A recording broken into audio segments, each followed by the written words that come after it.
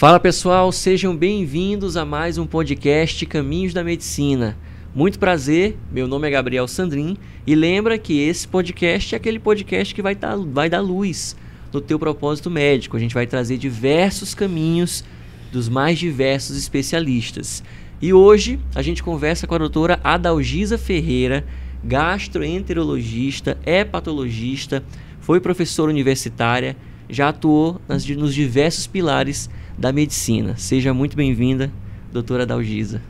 Bom dia, Gabriel. Obrigada pelo convite. Então, professora, como eu comecei antes de começar o podcast, a nossa missão é tentar dar luz para diversos alunos, estudantes, residentes, que estão na dúvida sobre qual caminho seguir. Porque a gente sabe, a medicina hoje é um mundo. Tem clínica, tem cirúrgica, tem radiologia, tem especialidade mista, tem não fazer residência, virar gestor, virar exclusivamente professor, no privado, no público. Então a gente quer conhecer caminhos de pessoas que se encontraram para ver se o aluno se identifica, ou às vezes não se identifica, fala, não, isso aqui não tem a ver comigo. Só que antes da gente conhecer o caminho médico, propriamente dito, a gente tem que conhecer a história da pessoa, né? Que é muito mais importante quem veste aquele jaleco é conhecer quem está ali por dentro. E aí, em relação à sua história, quando é que a senhora pensou em fazer medicina? Essa é uma história interessante. Eu estudava no Colégio Batista, aqui em São Luís, então eu vim de uma família muito pobre, uma família com muita dificuldade. Foi uma escola, eu estava nessa escola com uma dificuldade, meus pais tinham dificuldade até para nos manter lá, mas assim, eu tinha muita facilidade com matemática e física. Então eu sou de uma geração em que as mulheres elas não podiam fazer engenharia. Era isso que eu queria fazer, na verdade. Porque eu tinha facilidade com matemática e física, que normalmente é aquela dificuldade da maioria dos alunos, né? Então os homens tinham mais facilidade com essas disciplinas, e eu tinha muita facilidade. Então eu tinha decidido que ia fazer engenharia civil. E aí, mais ou menos, mas chegou no terceiro ano do vestibular, e aí eu fui desencorajada por muita gente que dizia assim, poxa, engenharia não é lugar para mulher e tal, você não deve fazer, isso não vai ser bom. E eu, assim, 16 anos, 17 anos, eu fui influenciada por aquilo ali. Aí eu pensei, o que eu vou fazer? Então eu queria fazer engenharia mais pela facilidade com os números. Então eu não tinha essa afinidade de biologia, de ciências, nesse sentido, né? Uhum. E aí, naquela época, era bem dividido, né? E eu, então, resolvi pensar, o que eu vou fazer? Então, se eu não vou fazer engenharia, então eu vou fazer vou entrar numa área em que eu tenha facilidade de trabalho, já que eu vou ter que fazer uma coisa que não é exatamente o que eu queria, né? Então, eu optei por fazer medicina, mas sem ter muita certeza que eu queria ser médica.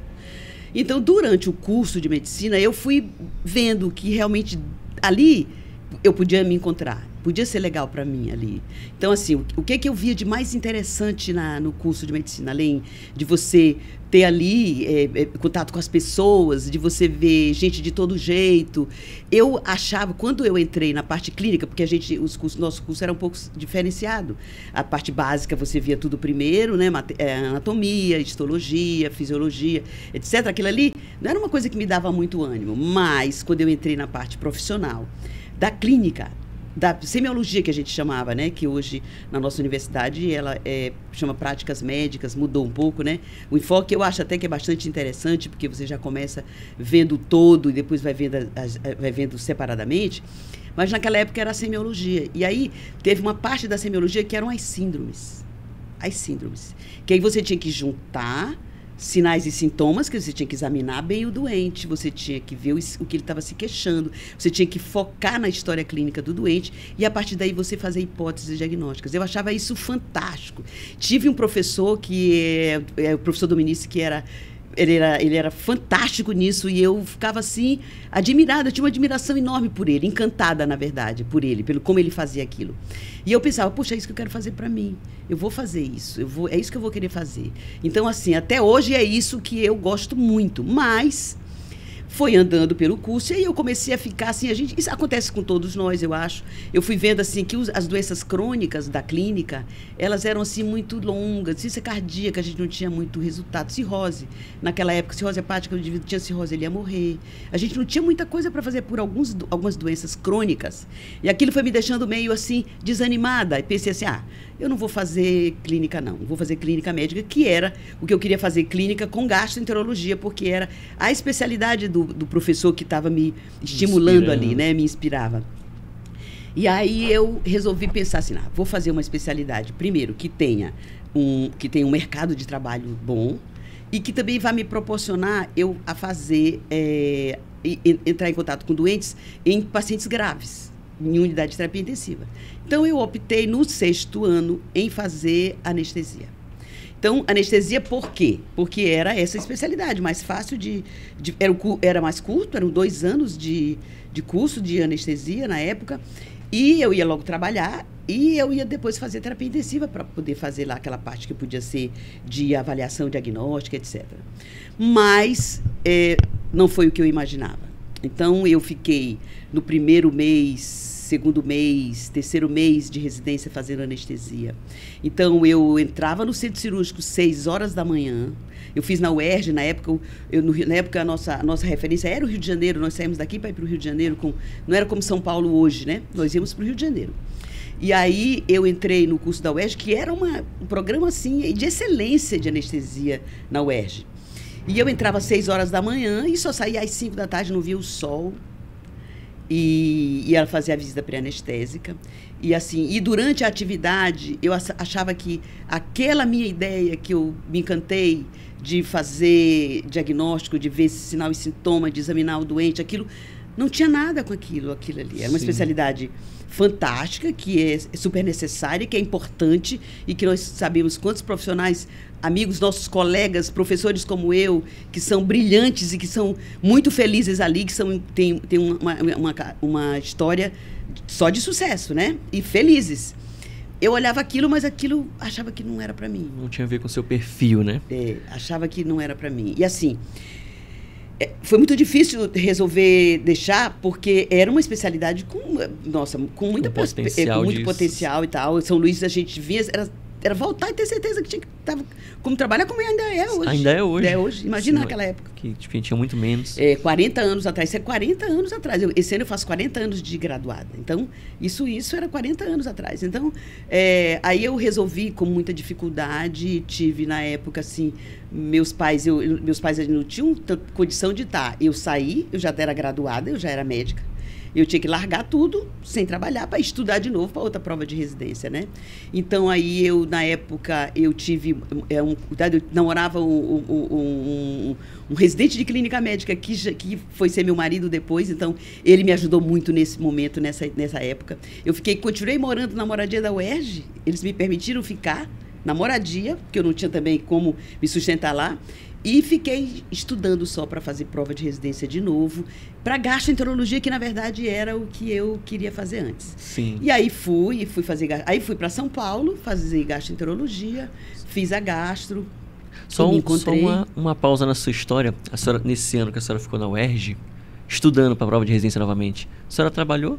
Deu plantões no Rio ou ficou só exclusivamente? Não trabalhei, fiquei só estudando. Eu fiquei, na verdade, sendo ajudada, sustentada, na verdade, pelo meu namorado, que era o Pedro, que era residente. Ele dava plantão e tal, e ele foi uma ajuda, assim, ele foi importante na minha vida em todos os momentos. Esse aí começou aí.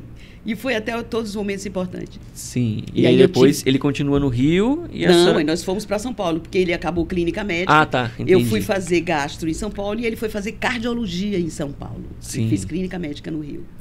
E aí fomos para São Paulo e eu entrei na residência de gastroenterologia e foi uma beleza, porque aí estava onde eu queria. Clínica médica, na época a gente não fazia 2 anos de clínica médica, foi 1 ano de clínica médica. Fazia prova direto para a especialidade, Sim. né? Mas na especialidade fazia 1 ano de clínica e os 2 anos da especialidade. Naquela época a gente já fazia endoscopia durante a residência da gastro, mas não era uma coisa que eu gostava muito. Nunca gostei muito de fazer procedimento. Gostava mesmo era da clínica. técnica. E que é o que eu gosto, que eu continuo gostando até hoje. De fazer, de raciocinar, de examinar o doente, de contar a história. Meus alunos, quem se lembra, você que foi meu aluno, sabe como eu insisto nisso, que você precisa conversar com o doente, você precisa tirar o doente, conversar com o doente, ficar perto dele, examinar. E daí o doente te diz o que ele tem. Se você ouvir, examinar, ele te diz o que tem. É claro que tem casos difíceis, você vai errar, como todo mundo, mas a chance de você errar é menor. Se você ouvir o doente, pensar, examinar, e pensar e estudar, claro que você tem que estudar, né?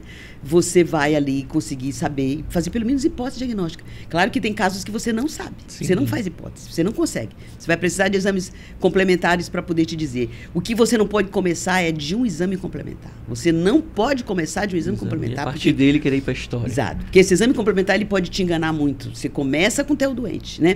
Então aí eu me encontrei, foi ótimo. E aí vim para São Luís, voltamos para... Fiquei um pouco ainda em São Paulo, onde eu tive meu primeiro filho, depois vim para cá. E aqui a gente... ficamos trabalhando. Ele como cardiologista, eu como gastroenterologista. E aí entrei na universidade... Só um momentinho para pegar os detalhes de cada fase da sua história.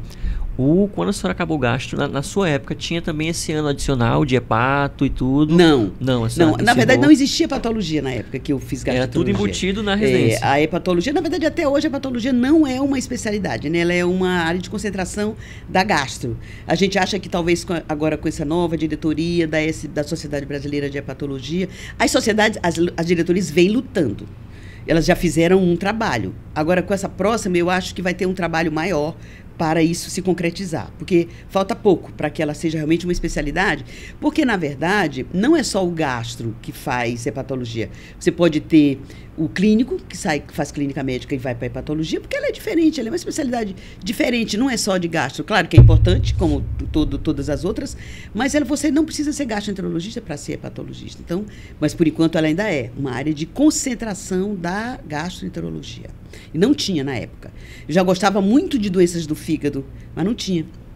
Agora, quando eu entrei na universidade para dar aula, fui dar aula. Demorou muito tempo, quando a senhora voltou para São Luís, ficou muito tempo só na assistência ou rapidamente já entrou no mundo do ensino? Rapidamente, porque eu tinha um vínculo com o Ministério da Saúde, fui a trabalhar no Dutra, e lá era o hospital universitário, então eu já trabalhava com os alunos antes de ser professora efetiva da universidade, né?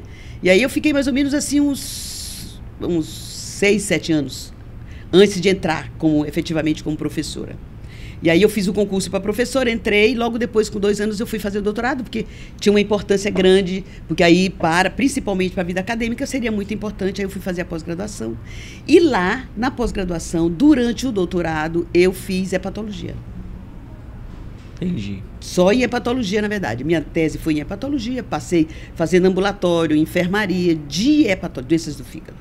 E aí, assim, foi uma pós-graduação que acabou sendo uma especialização também. Sim. Porque eu não tinha tanta experiência com doenças do fígado, né? E foi após que foi o empurrão para a senhora mergulhar no mundo da hepato? Isso. Aí pronto. Aí foi onde eu pesquiso, né, até hoje, porque eu acabei de me aposentar esse mês da universidade, mas eu continuo na pós-graduação, eu continuo indo na pesquisa, vou continuar não sei ainda por quanto tempo, mas, assim, é isso que eu pesquiso, é isso que eu faço, é isso que eu publico, é isso que eu orientei os meus alunos de mestrado e doutorado, que ainda tem aluno de doutorado que ainda oriento, tudo na área de hepatologia. Né? Hoje a gente vê muito a questão da medicina estar cada vez mais subespecializada, né? Isso tem prós, isso tem contras, até queria que a senhora falasse acho que isso é um dado importante que você está lembrando. Eu acho que a gente talvez precise fazer uma revisão disso, que nós temos visto. Porque, assim, por exemplo, mesmo comigo eu vejo, por exemplo, às vezes eu deixo de enxergar uma coisa que podia ser mais fácil para mim, mais fácil de identificar se eu fosse clínica. Então, eu acho que a gente precisa de eu sou clínica, mas eu faço uma especialidade. Há quantos anos eu faço só aquilo? Então, eu acabo olhando muito, e eu vejo isso muito com os colegas. Os nossos colegas que são especialistas, ou às vezes subespecialistas, às vezes eles enxergam só aquilo. Não olham o outro lado. E, às vezes, aquilo que ele está vendo na área dele é causado por uma outra coisa que vem de outro lugar do organismo, né? Sim. Então, assim, eu acho que talvez a gente tenha que insistir mais. E, assim, estou ficando feliz porque alguns ex-alunos bons alunos estão ficando clínicos e se mantendo clínicos sem fazer especialidade. Eu acho que isso é uma coisa que talvez, é igual a gente teve com a pediatria. Muito tempo o pessoal não queria fazer pediatria, depois voltaram a fazer pediatria, Sim. porque houve uma necessidade de pediatras, porque as pessoas não queriam mais fazer pediatria, né? E hoje a pediatria é uma especialidade que tem voltado do interesse dos alunos para fazer pediatria. E eu acho que clínica médica é uma coisa que a gente tem que... Esses alunos, por exemplo, que pensam como eu, que gostam de examinar o doente. Por exemplo, não sei se você se lembra do Felipe, esqueci o sobrenome dele, que fez clínica médica lá no HC. É o Felipe HC USP. Isso. O Felipe foi um desses que eu encontrei, coincidentemente encontrei com o Felipe num restaurante em São Paulo, porque meus filhos moravam ali perto, meu filho fazia medicina lá na USP, e eu estava por lá perto, encontrei com ele. E ele me contando, professora, eu quero fazer clínica. Eu quero ser... E ele é excelente estudante. E ele até hoje, eu não sei se ele já foi para alguma especialidade, mas ele estava orientando clínica no próprio HC. Ficou lá como preceptor, né, de clínica. Sim. Não sei como é que o segmento, se ele resolveu fazer carreira acadêmica lá dentro. Mas eu tenho visto um ou outro... Tá surgindo esse movimento, um outro que quer fazer clínica. Porque se você tiver... O indivíduo, é claro que você assim, mas como é que o cara vai fazer só clínica? Que é um mundo. Como é que ele vai se atualizar em tudo? Claro que ele não vai se atualizar em tudo. Mas se ele for um bom clínico, se ele estudar bem, ele vai ter uma ideia da maioria. E ele vai precisar da ajuda do especialista para alguma coisa. Mas ele vai resolver a maioria. E ele estando junto, eu penso até em visitas, por exemplo, da equipe da hepato, ou visita da gastro, visita da neuro.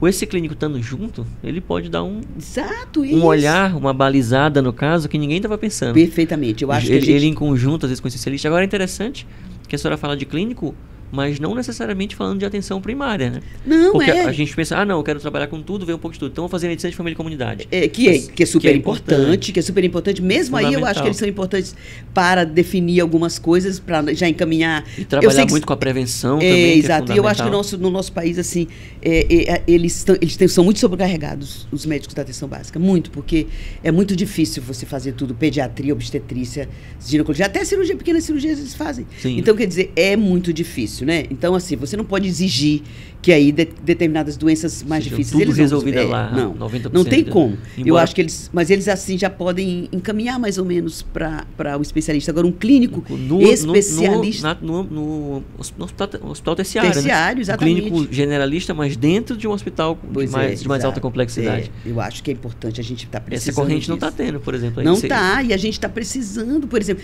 Você está assim, por exemplo, às vezes eu tenho um paciente que eu quero encaminhar, eu vou encaminhar para um clínico que ele tem várias coisas, o paciente tem várias coisas. Como é que você vai mandar para isso, para aquilo, para tudo? Ele fica salpicado, né? É terrível. Ele fica vendo pro cardio, só hipertensão, só diabetes, só terrível. cirrose. Recentemente eu tive um caso, que eu vou contar, que isso aqui é um caso que a gente precisa contar. Por exemplo, era uma pessoa conhecida minha, era um ex-colega meu de colégio até, que ele precisou, ele me ligou porque ele estava tendo umas alterações de laboratório, estava tendo uma alteração da ferritina, e que ele nunca tinha tido. Eu orientei, olha, pode ser álcool, vamos tirar álcool, pode ser só isso, orientei, os exames eram todos os normais.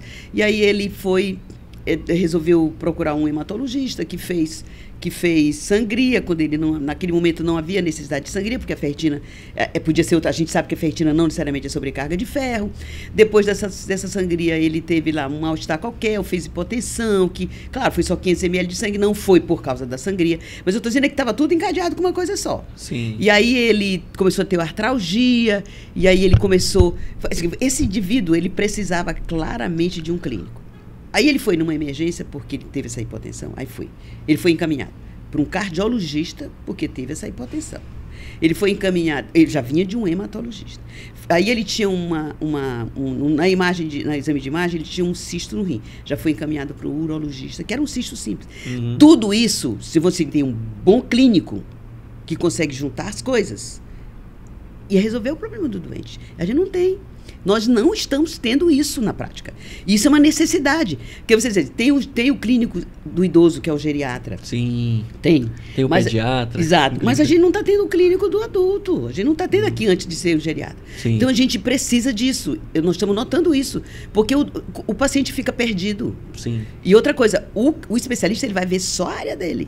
Porque Por que você vai encaminhar um indivíduo que fez uma hipotensão, porque fez uma sangria, que eu sei que não foi o volume, mas teve algo ali, para um cardiologista? Não é um cardiologista que vai resolver isso. E rapidamente ele fala, não, sem conduta da cardiologia, não tem nada da nossa parte, Então, o eco tá normal. Exato.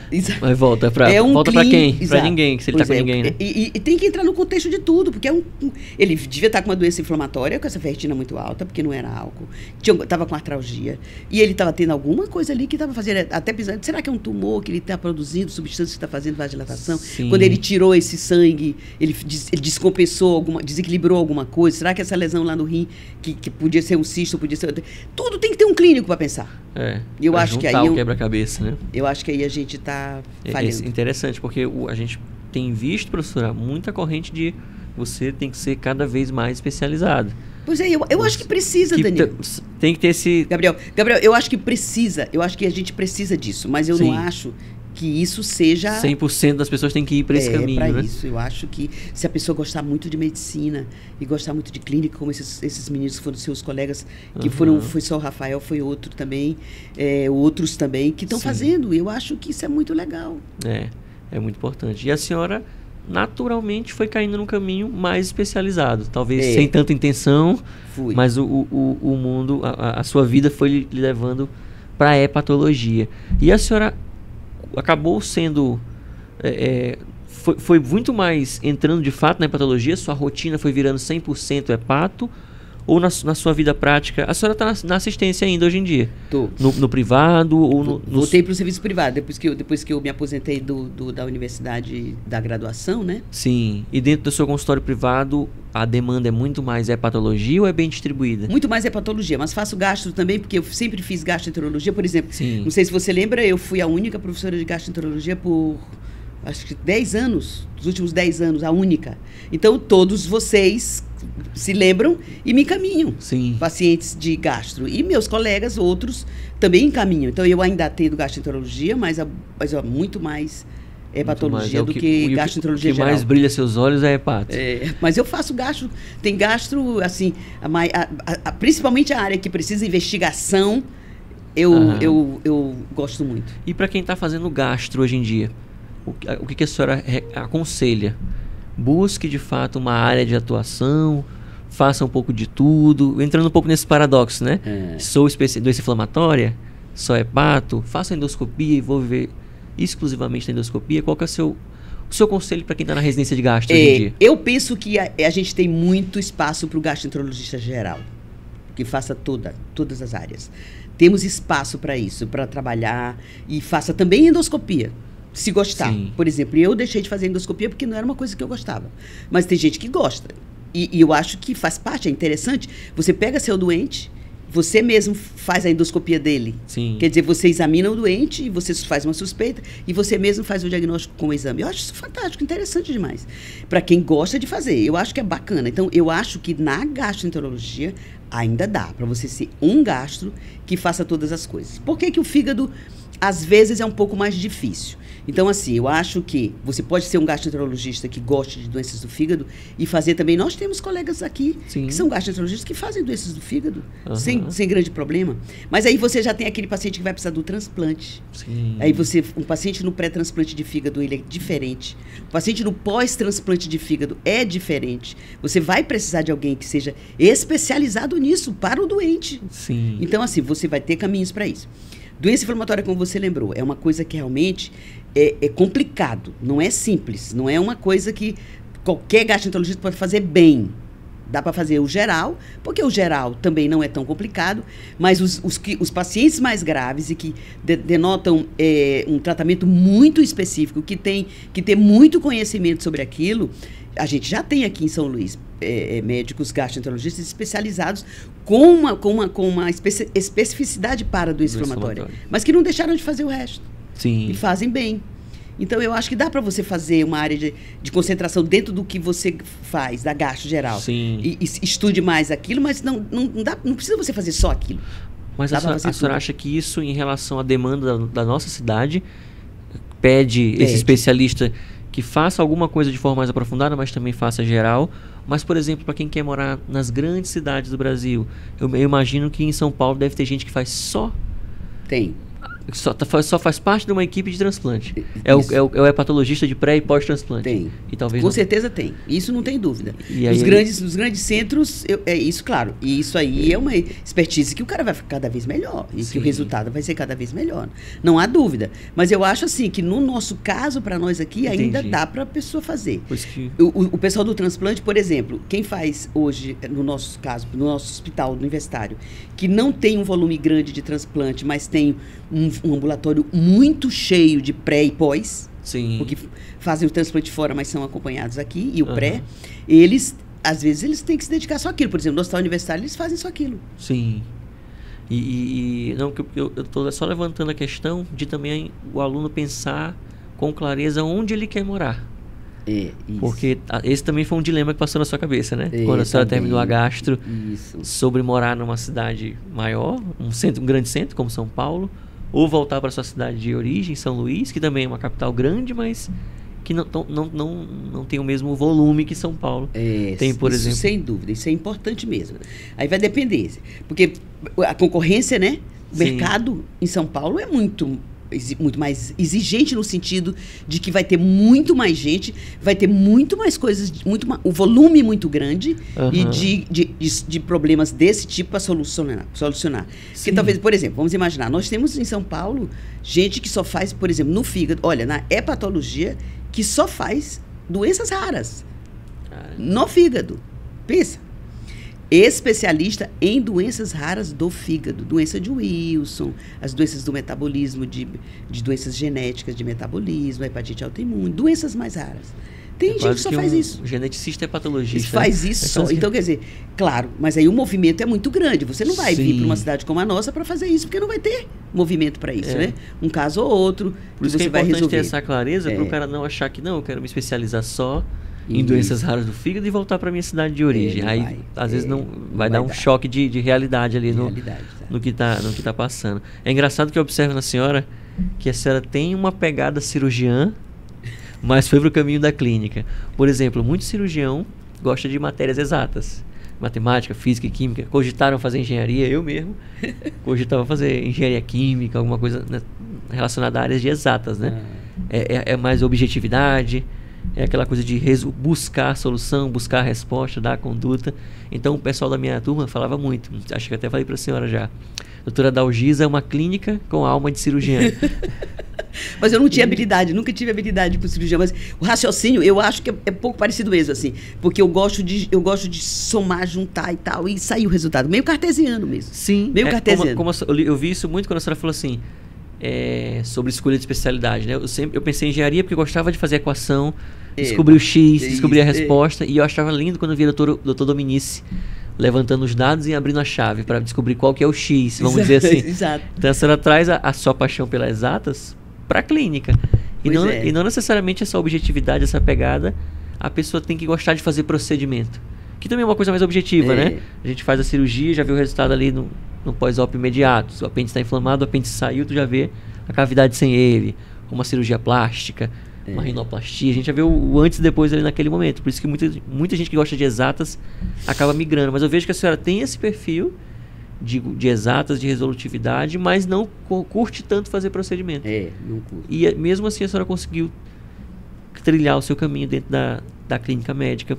E um outro ponto que chama a atenção, que até falo para muitos alunos que no internato me acompanham e tudo mais, que eles perguntam sobre qual caminho seguir, olhando exclusivamente a assistência médica. E a gente esquece que medicina não é só para a assistência, tem pesquisa, tem ensino, tem gente que é só gestor, né? Coordenador, diretor de hospital, empreendedorismo. Imagino que talvez tenha muitos gastos que compram um aparelho de endoscopia, alugam para outros centros e tudo mais. E aí como que despertou em relação ao pilar do ensino, que foi o grande pilar da sua vida, sem dúvida, junto com a assistência? Sem dúvida.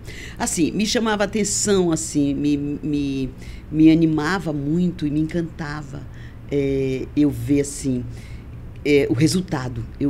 De ensinar, de ver o olhinho brilhante dos alunos e ver o resultado. Isso me encanta até hoje. Eu fui me desgastando um pouquinho na graduação, porque o tempo a gente vai cansando. Mas, assim, eu ainda tenho muito interesse na residência.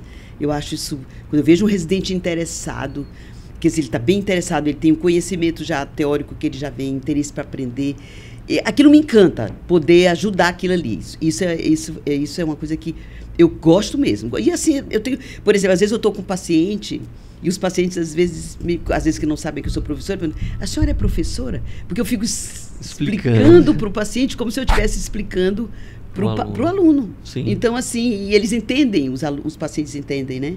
Então, eu acho que os meus alunos também, eu tinha esse feedback com meus alunos. Eu sempre tive esse feedback, o pessoal achava que eu explicava bem, que eu tinha boa didática e tal. Isso era muito bom. E eu sempre gostei demais disso. Voltando para a história da gestão, é uma coisa interessante que você chamou a atenção. Por exemplo, tem gente que nem sabe que tem essa capacidade. Sim. Nem sabe, né? Por exemplo, um dos meus filhos, que ele é atualmente ele é gestor de uma unidade de emergência, alguém identificou nele o que ele não sabia. Quando o convidaram para ele ocupar esse local. Convidaram. Ele estava trabalhando de assistência e olharam, convidaram, e ele achava que não tinha. Mãe, eu acho que eu não tenho. Eu falei, você que sabe, você podia experimentar. Aí ele fez um teste, não, eu vou experimentar, se não der certo eu volto para a minha atividade. E isso já tem alguns anos, ele está aí até hoje, tem 4 anos já nessa gestão. E aí ele entrou na gestão, fez curso, tudo de gestor, e depois ele foi me dizer o seguinte, que ele foi chamado numa reunião qualquer, num centro disso, que disseram que há uma necessidade imensa no Brasil. E não é só gestor, é um médico gestor, né? Isso, necessidade de médicos gestores, porque como ele tem o conhecimento teórico da situação, ele manipula melhor com a gestão.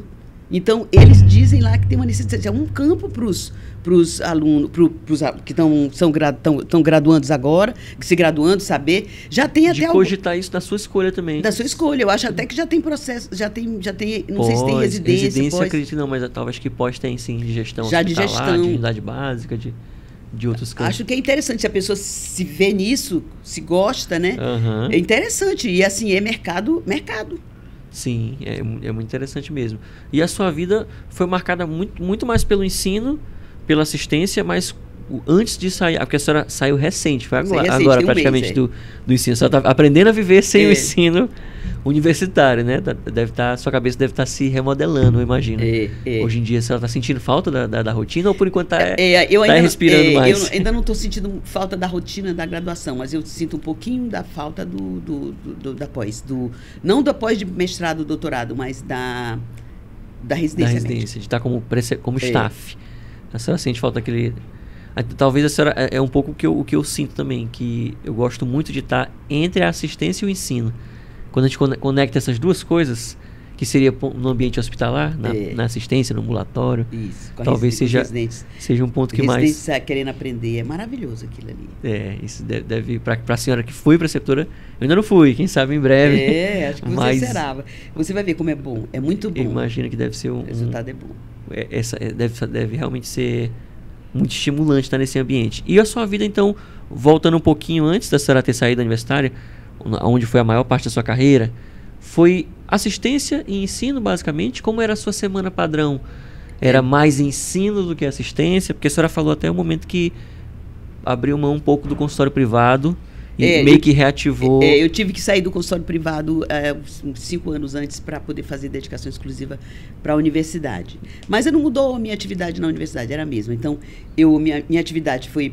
Assistência foi assistência com ensino junto, né? Sim. Foi o volume maior.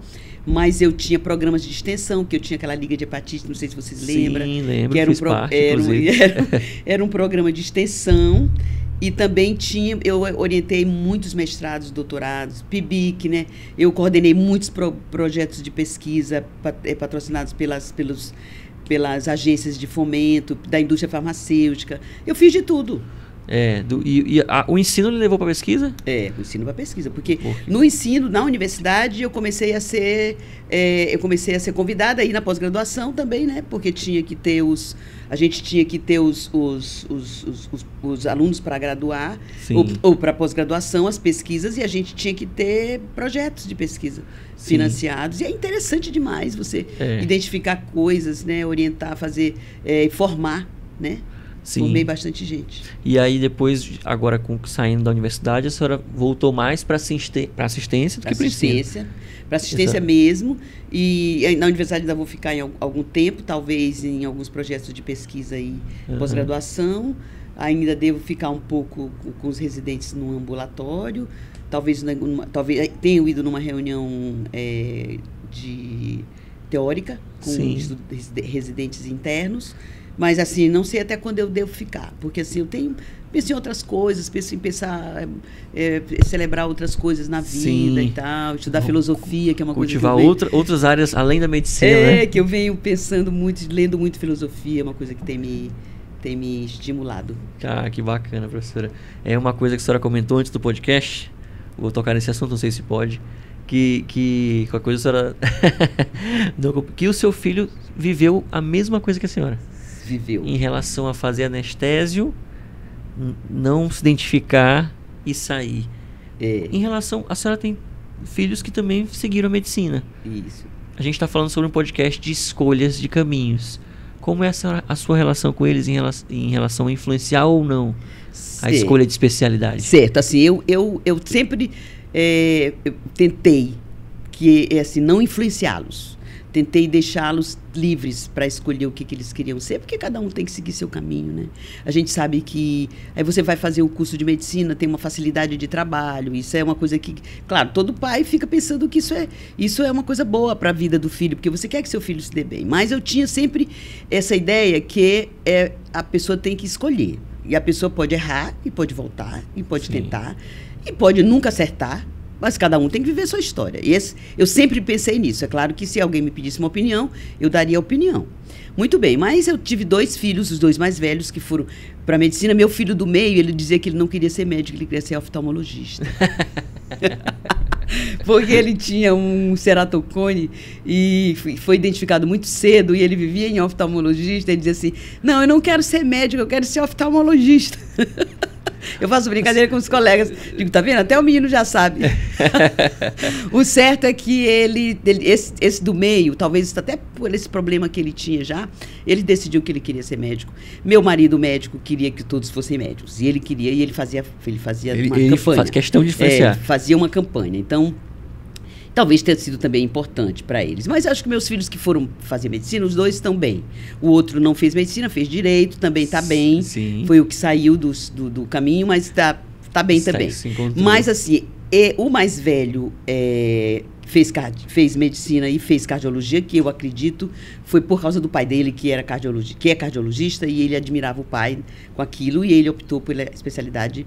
O meu mais velho. No final da faculdade, ele estava decidido a fazer clínica e cardiologia, ou ele chegou, mãe? Não, ele estava decidido. Outra coisa? Estava decidido a fazer clínica e cardiologia. Estava decidido. Então ele manteve o plano. Manteve. Agora, o meu do meio, esse que queria ser oftalmo, ele durante a graduação, ele viu que ele não podia fazer oftalmo porque ele tinha uma certa dificuldade com a visão. Ele foi transplantado de córnea e ele tinha alguma dificuldade, assim. Ele achava que oftalmo tem que ter, né, uma visão muito...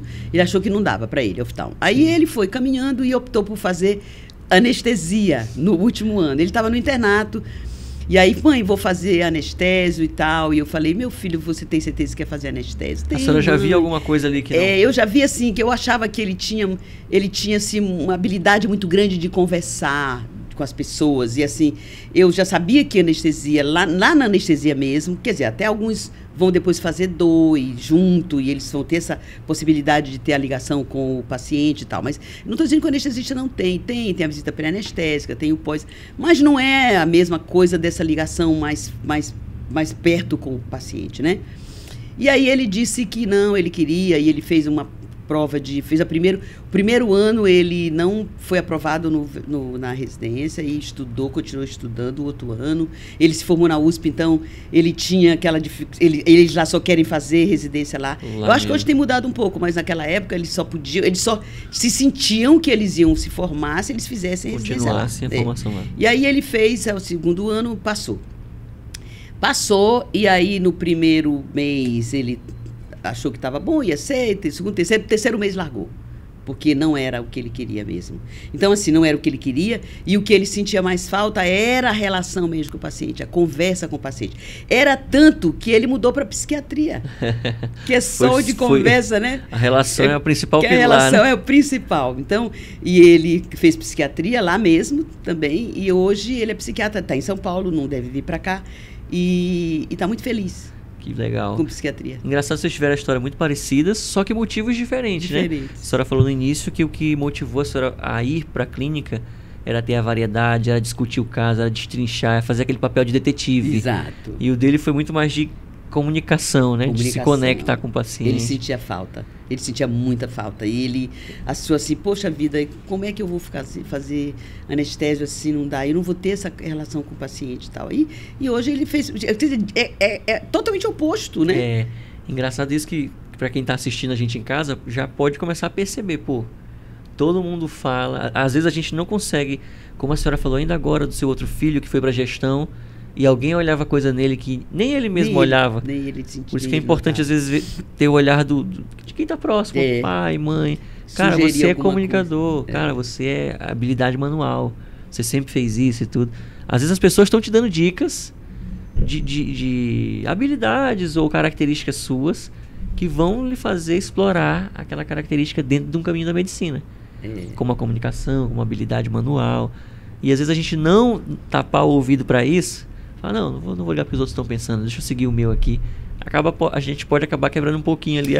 Agora eu queria lembrar uma coisa assim, importante, assim, essa oportunidade que a gente está tendo aqui, sim, de dizer o seguinte, que é uma área, não uma especialidade, medicina.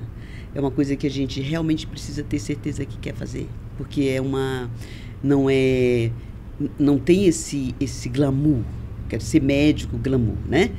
É uma profissão muito sofrida, porque você se envolve com seus doentes e você sofre com eles.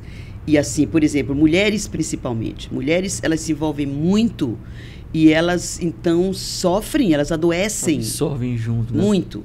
Então, assim, tem que saber que vai escolher uma profissão e que talvez precise de retaguarda emocional, porque, por exemplo, eu passei por muitos problemas, assim, no sentido de que durante a graduação, durante a residência, a gente perdeu um paciente quando às vezes você sabe que ali houve uma falha sua, porque há falhas, nós falhamos, nós não somos deuses, nós não somos perfeitos, nós falhamos, falhas porque deixou de fazer uma coisa, não passou algum exato, dado, você não falhou porque você quis, errou, mas você falhou, deixou de pegar algum dado que poderia fazer diferença. Exato, e aquilo você passa noites sem dormir, preocupado que você podia ter feito diferente e tal, e isso dói e pode doer durante todo o tempo, até hoje, por exemplo, às vezes eu tomo uma atitude que não está muito bem definida, por exemplo, a literatura não diz muito bem, mas é de experiência e você fica sem dúvida, será que está certo? Será que não está? E aquilo quando não está, e que acontece alguma coisa que não é o resultado que você esperava, e você é responsável pelo doente,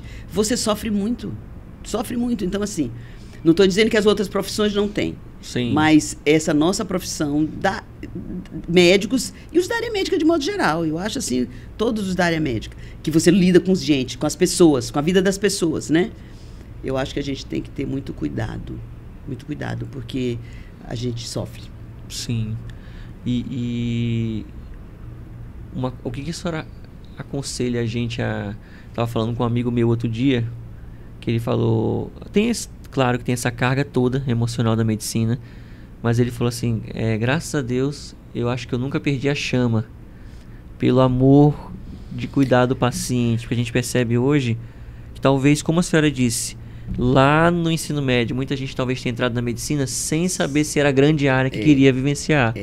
E pode nunca ter se achado. Nunca ter se achado e olhado com uma área que tem muito emprego, que tem um bom retorno financeiro e tudo mais, mas isso não consegue preencher a pessoa se ela de fato não está conectada com a alma daquela profissão, né? Tem que gostar de gente, tem que gostar das pessoas, né? Eu concordo com você. Eu acho assim, tem uns que são assim talhados. Por exemplo, eu tenho alguns alunos que eu via, eu não tinha dúvida, aquele ali vai ser até morrer. Sim. Cuidador das pessoas. Sim. Mas via outros que ali não ia. Dá para ver. Isso em toda a profissão, eu penso. Então, assim, eu acho que os que não... Se não se encontraram, que não tem o perfil, não se encontraram ali, eles podem ficar sendo médicos e podem entrar por outro lado, gestão, por exemplo, né? Radiologia, que não estou dizendo que o radiologista não cuida de não ver doente, mas às vezes ele não necessariamente precisa estar direto. Então, anatomia patológica, né?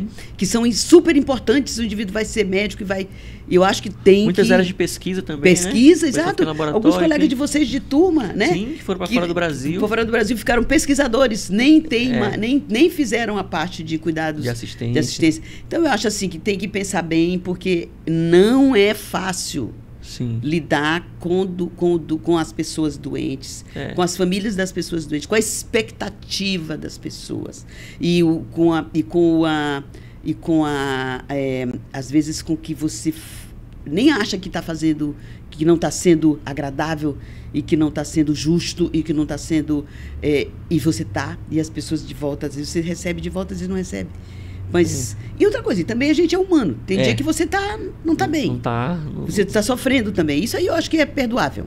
Perdoável. Não quer dizer que você um dia ou outro responde rispidamente uma coisa, você deixa de ser um bom médico, ou deixa de estar na profissão que você gosta. Você é gente também.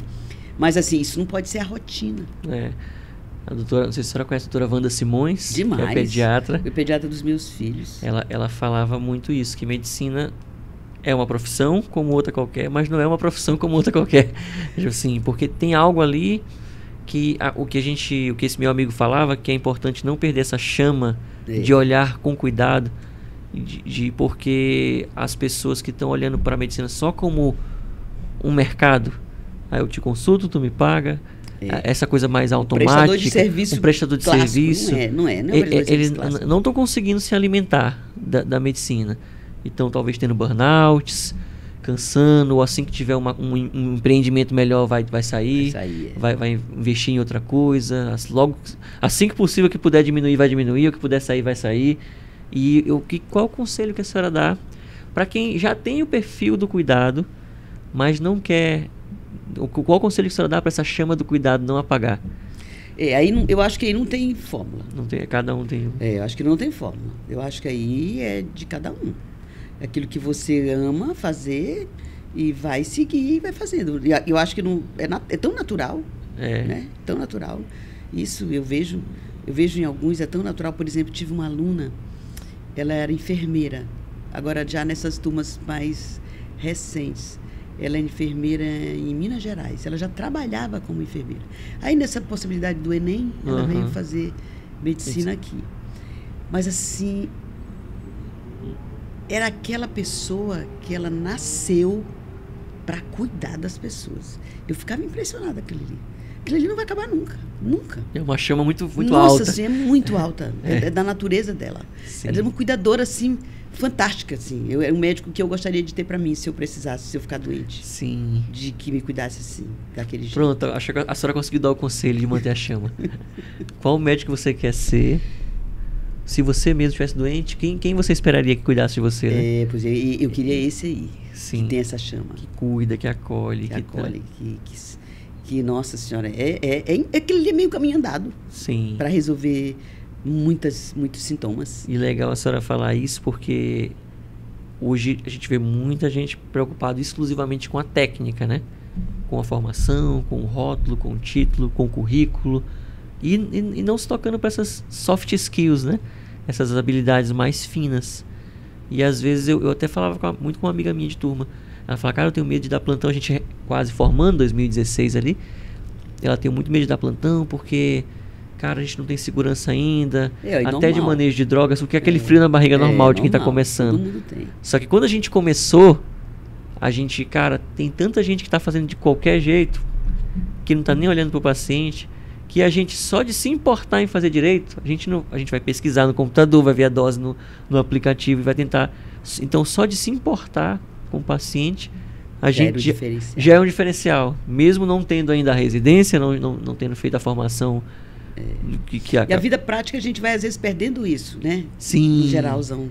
E aí tem que fazer uma reflexão sempre. Por exemplo, uma vez uma paciente me fez pensar assim, eu tinha um dia que eu estava assim muito atribulada, era gente demais e tal. E aí ela... Foi um dia que eu não, fui um pouco ríspida, no Dutra, uma paciente. Ela chegou assim e falou assim, doutora, não é a senhora. Ela me disse, não é a senhora. Sabe aquilo que... Entrou na que ali você entende perfeitamente ali que tem que parar. Aí tem que pedir desculpa, tem que parar. Que a pessoa não está... Você está com seus problemas, o problema é seu, né? Sim. Ele não precisa de viver. Mas, e assim, paciente vê. E outra coisa, também já tive paciente que nunca mais voltou. Sim. Por alguma situação como essa, que depois eu nem fiquei sabendo, a paciente não me disse, é bom quando disse, né? Que aí fica bom. E por outras pessoas... Que, por exemplo, que dizem, olha, nunca mais eu volto lá naquela médica. Não estava num dia que a pessoa estava no melhor dia. Então isso acontece, a gente tem que se policiar sempre, mas isso acontece. A gente não é perfeito. E mesmo que a senhora estivesse no seu melhor dia, às vezes a pessoa não se identifica com o jeito. Ainda tem isso também. E gosta de um outro jeito, mais expansivo, ou mais quietinho, ou mais... isso também tem. Se você agradar todo mundo, não vai. Não vai.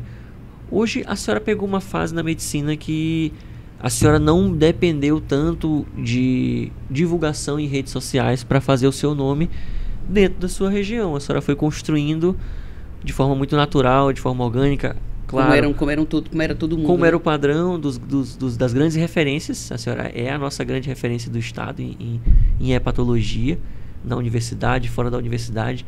Mas a senhora construiu de forma muito orgânica. Acredito que a universidade ajudou bastante. Sem dúvida. Como a senhora falou, que já que eu era a única professora, os alunos me viam como uma referência, naturalmente eles divulgavam para os familiares e tudo mais. Sem dúvida. Mas como a senhora enxerga hoje o mundo atual em relação às redes sociais porque hoje, no começo, era um pouco criticado. O médico fazendo propaganda de si mesmo, né? Tá meio nada a ver, meio clichê e tal. Só que hoje a gente está percebendo que realmente essa divulgação, essa impactação de conteúdo, essa educação do paciente à distância tem facilitado, tem sido um atalho para muitos médicos. Como é que a senhora enxerga esse ponto? Assim, eu tenho... A minha opinião é meio, assim, dividida.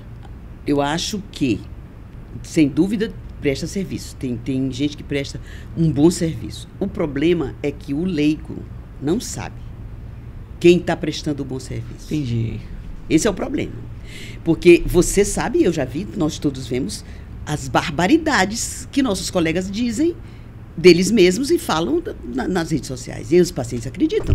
Porque como é que o paciente vai saber, aquele é médico, CRM, RQ, tem tudo lá.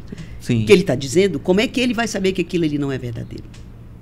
Então eu acho que, infelizmente, agora que o CFM liberou geral, sim, e agora é mesmo que não vai ter controle nenhum, eu acho muito preocupante para a população.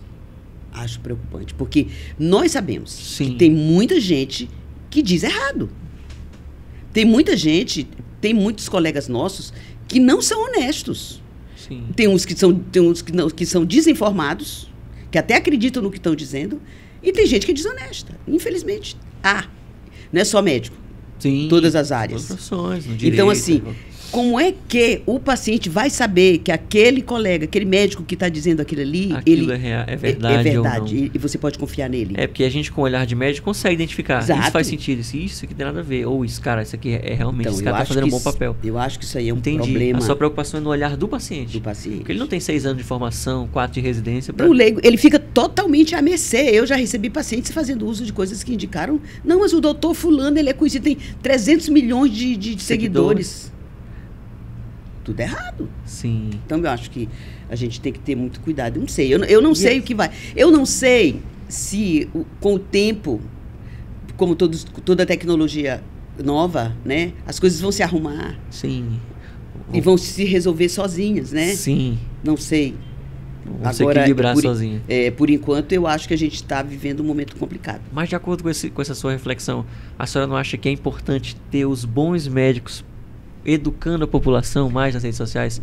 Não, sem dúvida. Por exemplo, eu sigo alguns assim, até fora da minha especialidade, sim, de coisas que são afins, de que eu conheço, que eu sei, conheço, e que me ajudam muito. A mim como médica. E posso imaginar como está ajudando as pessoas, os pacientes. Mas o problema é Porque quando eu vejo muito, eu vi alguma reflexão de alguém falando que quando o bom não aparece, o que é charlatão toma o espaço. Toma o espaço. Então a importância da gente também estar tentando. Acho que sim, acho educar. que tem lugar. Eu acho que é interessante. Eu acho que é interessante. Sim. O bom médico, educando, sabendo o que ele está dizendo. De prevenção, quando educando, procurar o especialista. Então, nesse sentido, a senhora apoia, né? Apoio, com certeza. O problema é não ter controle. Eu acho que o Conselho Federal tinha que ter um controle. Tinha que ter um controle. Sim. Não tem. O nosso Conselho Federal de Medicina, ele está falhando. Ele está falhando porque a função dele é proteger a população, o Conselho Federal. Ele tem uma ligação, é uma autarquia, né, federal, que tudo bem, ela tem controle da nossa profissão, como a gente faz, mas ela tem que proteger a população, porque a população não sabe. Ela não tem como saber. Caramba, a senhora falou uma coisa que eu nunca ouvi na vida. Que a gente pensa como conselho para proteger os profissionais do conselho, né? Não, mas é o contrário. Ele tem que proteger a população dos profissionais do conselho. Tem que proteger, porque veja, as coisas que a gente tem visto. É importante mesmo. Agentes dos conselhos passarem o pente fino na rede. Fino, isso aqui é uma multa, isso está errado, estão notificados, uma advertência. Esse conteúdo tem que ser retirado, né? Algo nesse sentido, realmente. Agora que eles abriram um pouco mais, né? Para antes e depois, para mostrar o paciente e tudo mais. Interessante. Professora, eu queria dizer que para mim é uma honra muito grande falar com a senhora, porque a senhora é, sim, uma das maiores referências da nossa história da Universidade Federal do Maranhão. Eu imagino que deve ter sido um ciclo, a senhora deve estar caindo a ficha ainda, né? De ter saído do ensino, mas que sem dúvida pode passar 1, 2, 20, 10, 100, 200 anos, o seu nome vai estar ali tatuado na parede da universidade, né? Da faculdade de medicina, do hospital universitário. E para mim é uma honra muito grande estar conversando com a senhora. E de certa forma a gente está eternizando a sua história, um pouco das suas reflexões. Então eu queria agradecer demais a senhora ter vindo. Para mim é uma honra grande mesmo. Para a minha turma, para todas as turmas que passaram, que viram a senhora como professora. Tenho certeza que a senhora é muito inspiradora. Para quem quer fazer clínica, gastro ainda mais. Para quem quer fazer anestésio, UTI também. Porque as características, como a senhora falou, de gostar de resolver, de gostar de cuidar, isso tem que estar presente em todas as especialidades, né? Tem que estar. Então eu queria agradecer demais. E se a senhora quiser encerrar, dar um conselho para quem está no meio da faculdade, está no começo, em relação à escolha de vida, de propósito, ou de como levar a medicina como um todo, a senhora pode ficar à vontade. Obrigado, Gabriel, essa oportunidade que você me deu aqui de conversar. Agora, o que eu queria insistir, os alunos talvez, quem foi meu aluno vai se lembrar disso, os residentes que eu acompanho, é dizer que você não deve nunca esquecer que o doente é a coisa mais importante. É que você precisa conversar com o doente, examinar o doente, e os exames é depois. Você não vai fazer diagnóstico com exames complementares, principalmente quem faz clínica. Talvez quem faz cirurgia também, mas clínica de modo geral. Porque se você esquecer o doente, você vai ter mais chance de errar. Errar, todos nós vamos errar. Mesmo vendo o doente, mesmo conversando com o doente. Mas isso é uma coisa, isso não tem dúvida, isso é uma verdade para todo sempre. O doente, a menos que no futuro a gente tenha uma inteligência artificial que envolva também já todo o corpo, faça assim um scanner, né? E tudo, e ali talvez a gente já possa fazer diagnóstico sem precisar de conversar com o doente. É possível que evolua, tudo pode, né? Eu não acho que nada pode deixar de vir. Sim. Mas, por enquanto, como nós estamos, o estudante de medicina, o profissional médico, ele precisa ouvir o doente, ele precisa examinar o doente. Ele precisa ter empatia com o doente. Ele precisa disso. E eu acho que isso é fundamental. Isso é meio caminho andado. Estudar, porque você também...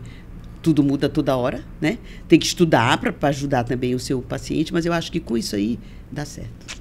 Obrigado demais, professora. Então é isso, pessoal. Espero que vocês tenham gostado do nosso papo, tenham tirado várias lições, várias reflexões. Não se esqueça de se inscrever no canal, de deixar o like de vocês e de comentar o que vocês acharam, qual especialidade vocês querem ver, qual outro caminho vocês sugerem. E é isso. A todos vocês, um grande abraço.